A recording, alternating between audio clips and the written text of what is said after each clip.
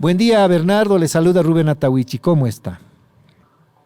Muy buenos días, Rubén. Todo un placer el poder estar y compartir con ustedes la información. Corregirte que soy vocero de la Dirección Jurídica y estamos aquí para poder informar todo lo que se da, los avances en estos casos y, bueno, información relevante que se va conociendo después de las pesquisas en estos casos que nunca se acaba, conlleva mucho tiempo, todavía van saliendo a la luz todas estas cosas. Llama la atención que el caso Prestín es gigante, multimillonario, y lo que más llama la atención es que provenga de la misma familia de la exalcaldesa, ahora bajo detención preventiva por otro caso y otro caso en la cárcel de mujeres de Palmasola. ¿Cómo llegaron a estos extremos los funcionarios de la gestión de la exalcaldesa Angélica Sosa y los mismos familiares? Bernardo, ¿tiene algún comentario, por favor? Sí, bueno, a ver, esto se da, esta última información que sale a la luz, se da cuando la fiscalía empieza y estaba haciendo las pesquisas de hacia dónde se movían los recursos. Recordemos que el tema Prestín, el caso Prestín, nace porque se identifica que a raíz de los recursos sacados, robados del municipio, estos no solo que eran robados, sino que eran invertidos en préstamos multimillonarios con intereses ilegales, por decir así, de unas cifras muy altas. Entonces ahí es que se empezó a investigar. En esta investigación es el propio Ministerio Público, a través de tres cosas. Primero, a través de declaración de algunos de los involucrados o investigados. Dos, a través de los movimientos bancarios que hay entre cuentas de la gente investigada.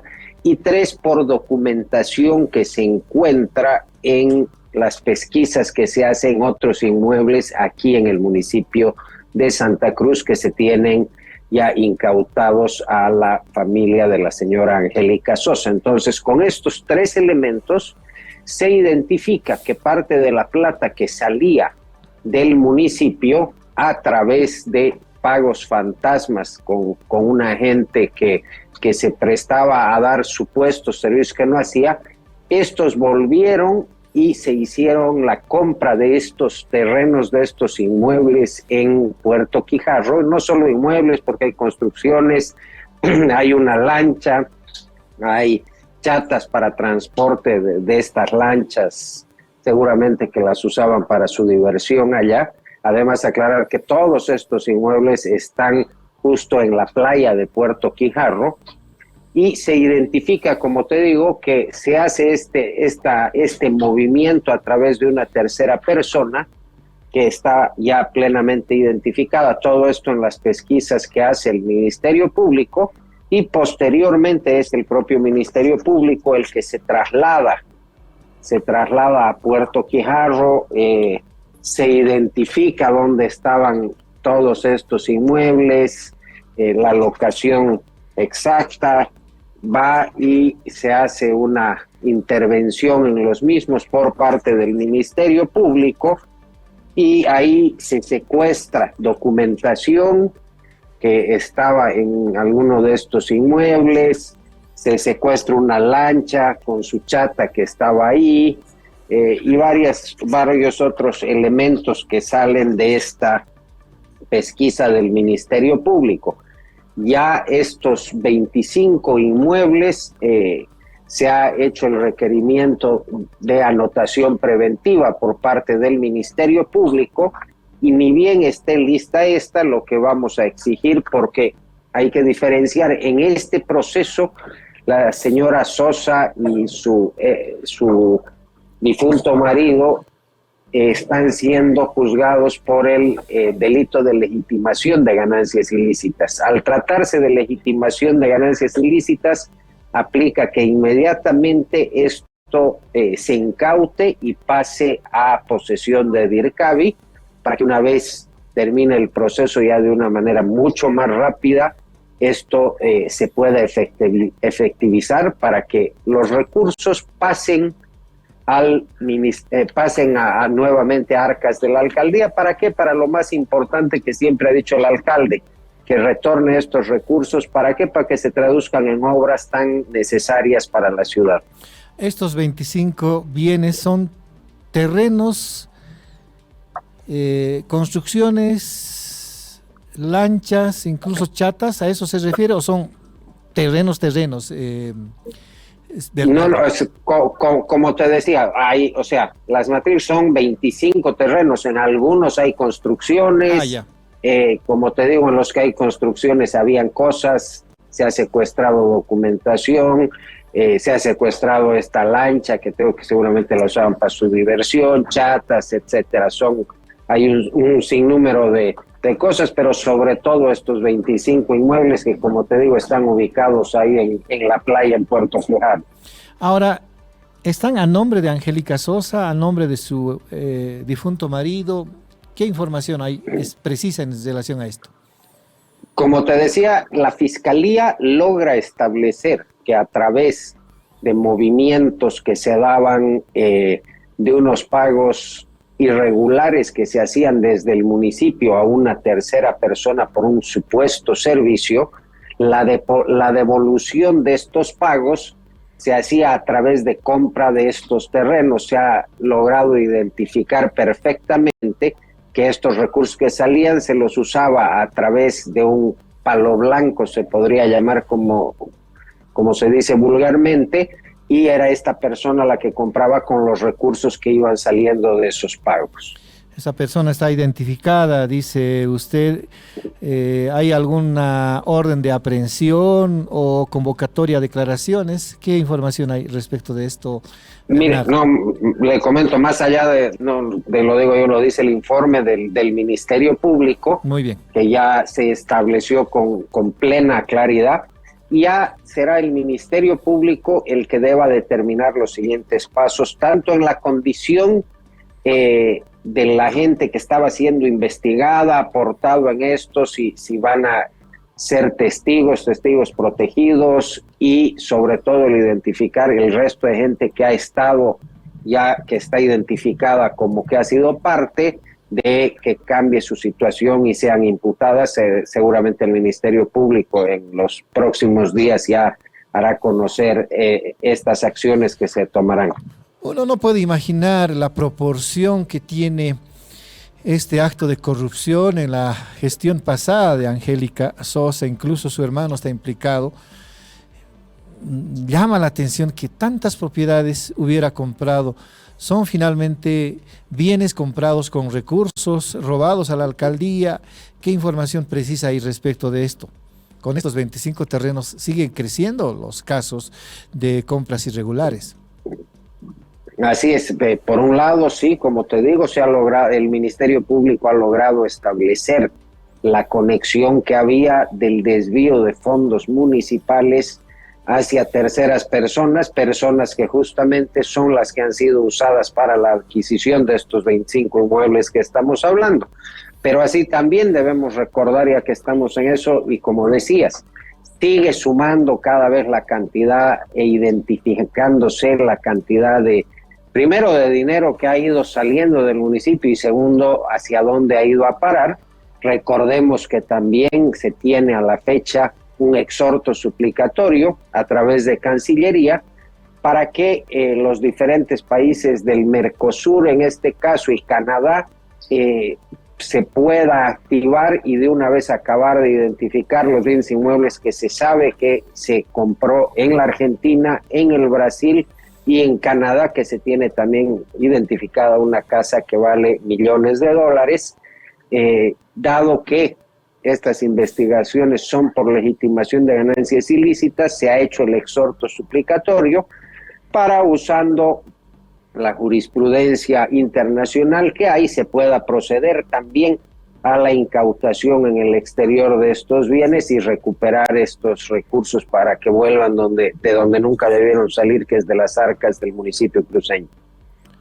Bernardo, la alcaldía, la asesoría jurídica, ¿tiene establecido el monto posible de desvío de fondos fiscales para estos fines? La verdad que no me animo todavía a decirte por qué, porque como es tan compleja esta investigación, son 6 casos grandes los que están en proceso.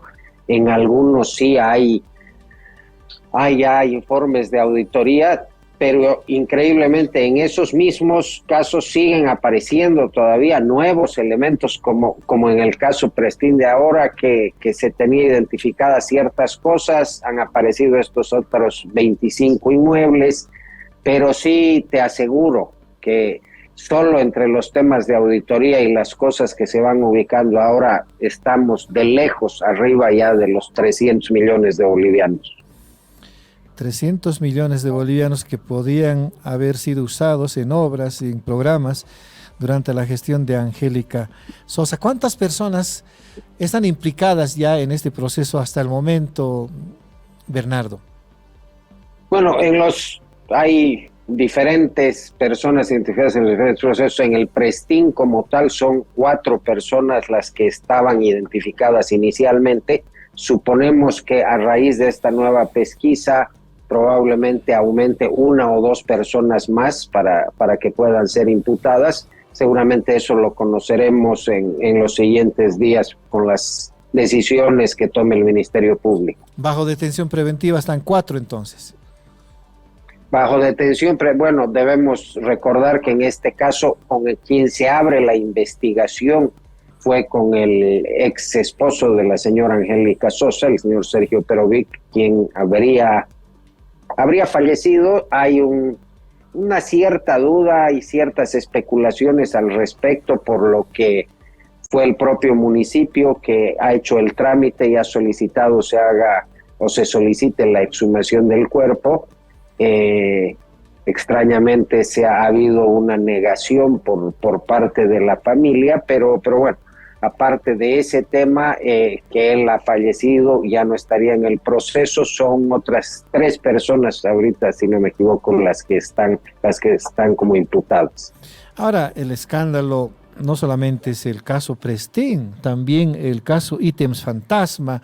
Hay 2 hermanos vinculados allí. ¿En qué anda el proceso? Si nos puede contar, Bernardo.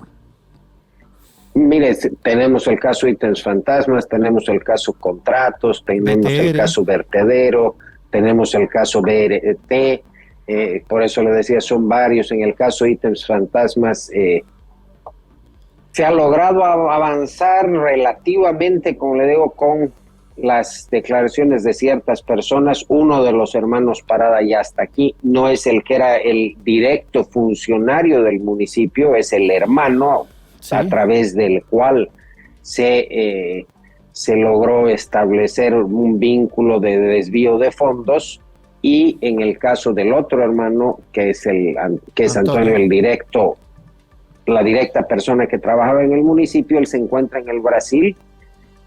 Lamentablemente son muy largos los procesos, varían de país a país los procesos de extradición.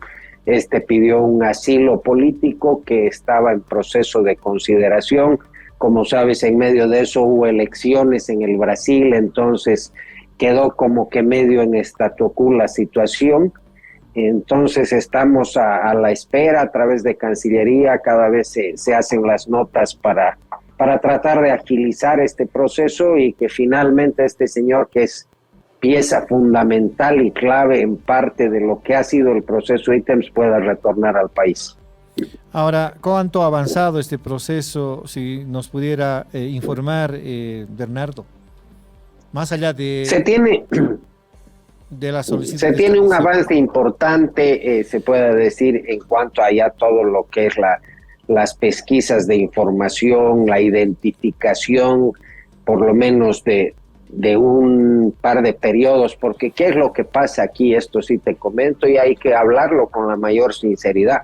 Es tanto el volumen de irregularidades que se han dado que las propias auditorías, para que puedan ser sustentadas en el proceso judicial, deben ser lo mejor hechas posible de una manera detallada, que se la va haciendo por gestiones, y como este tema ya se ha identificado que viene de mucho tiempo que se ha venido robando los recursos del municipio, sigue avanzando porque se identifica, se hace, por decirte, 2 gestiones que como te digo, hay muchísima información, documentación que entra en el proceso de auditoría, y de ahí se va ampliando a otra y siguen saliendo nuevos elementos, como lo que hablábamos al principio, caso Prestín, pero esperemos que ya hasta fin de año se pueda tener mayor claridad y ya un avance contundente en los diferentes procesos. Bernardo, nos había quedado dudas respecto de un hecho que ha ocurrido en este caso,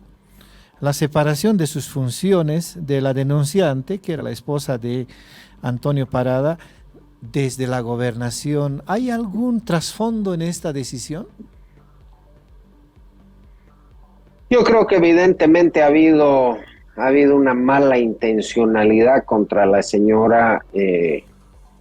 Sabrán las autoridades que lo han hecho. En la institución tendría que ser la que dé una respuesta clara, pero creo que es obvio y evidente hacia la población que ha habido una mala intencionalidad por justamente haber hecho lo que ha hecho, de desenmascarar y sacar a la luz muchísimas irregularidades que ha habido, presentar documentación, presentar diferentes elementos y bueno, creo que no amerita a esta institución sino a otra el explicar el por qué se toman ciertas decisiones en vez de apoyar a la gente que denuncia las irregularidades. Claro, ¿qué tiene que ver de todas maneras en un caso que compete a la alcaldía, en un caso que afecta a la alcaldía, como es el caso Ítems Fantasma, la gobernación regida por Luis Fernando Camacho? ¿Es el trasfondo? ¿Hay un vínculo? ¿Puede ser el origen de las disputas, por ejemplo, políticas entre Camacho contra Johnny Fernández, por ejemplo? Mira, yo creo que en cierto momento ha habido ciertos intentos de perjudicar la gestión. Seguramente dentro de los cálculos de Creemos estaba el poder consolidar y tomar también el municipio, o en su caso probablemente hicieron un muy mal cálculo de que la señora Sosa pudo haber continuado y ese era parte del plan conjunto, digamos. Pero más allá de eso, la gestión del alcalde Johnny Fernández no entra en estas peleas absurdas políticas. El alcalde Johnny Fernández ha sido elegido para trabajar por la gente. Este es un municipio muy, muy grande, un municipio que nos los han dejado cuando se lo ha recibido con serios problemas económicos. Y el alcalde se dedica a trabajar, no se dedica a hacer política barata, a entrar a la confrontación con otras autoridades, sino a trabajar. Ya se ha logrado en el primer año y medio, casi 2 años, estabilizar las muchas deudas que tenía el municipio. Y bueno, ahora ya se está empezando con las grandes obras que se van a verse ya en la ciudad en un poco tiempo, pero como te digo, fue muy duro reordenar después de toda esa catombe que se vivió el último tiempo financiera en el municipio. Y como te digo, más allá de eso, creo que cada institución debe explicar ciertas acciones en lo que compete al municipio. El alcalde se va a dedicar, 1, a trabajar, 2, a denunciar cualquier irregularidad y exigir que los culpables paguen y sobre todo recuperar los recursos para el municipio. Pensando mal, incluso se puede decir que estos fondos pudieran haber servido a fines políticos en la gestión anterior de la alcaldía de Santa Cruz, como también en la gobernación. ¿Hay alguna sospecha de esto en las investigaciones? Mire, en cierto momento se ha hasta denunciado que se han encontrado misteriosamente, porque parece que en cierto momento la señora Sosa ya se da cuenta que no avanza, o sea, que no arrancaba, no alzaba vuelo su candidatura. Entonces, en su desesperación de mantener el poder, aparentemente, supuestamente, se encuentran recibos de pagos que han sido expuestos en su momento a la prensa, de pagos de la señora Angélica Sosa a otro candidato de oposición, el señor Gary Áñez, donde se le va dando altísimas sumas de dinero, que todavía esto tiene que identificarse de dónde salió realmente esta plata y para qué se usó. Creo que todos podemos presuponer de dónde salió y cuál era el fin de esto. Era hacer un acuerdo para tapar todo lo que había pasado, etcétera. Entonces hay todavía muchas cosas que van a irse investigando, y si solo fue a una fuerza política o fue a alguna otra, creo que todavía hay varios elementos que se deben establecer en la investigación en ese sentido. Muy bien, Bernardo, le agradecemos la deferencia que ha tenido con La Razón Radio. A nosotros nos sigue haciendo cosquillas el hecho de saber por qué, coincidentemente con la aparición del caso Ítems Fantasma, ha sido separada de sus funciones en la gobernación de Santa Cruz la otrora esposa de Antonio Parada. Eso lo dejamos para un comentario posterior. Gracias de nuevo, Bernardo. No, las gracias a ustedes y a sus órdenes siempre para, con la mayor claridad y transparencia, poder informar a la población de la labor que hace el municipio, sobre todo por recuperar los fondos que han sido robados a las arcas municipales y que deben retornar a las mismas.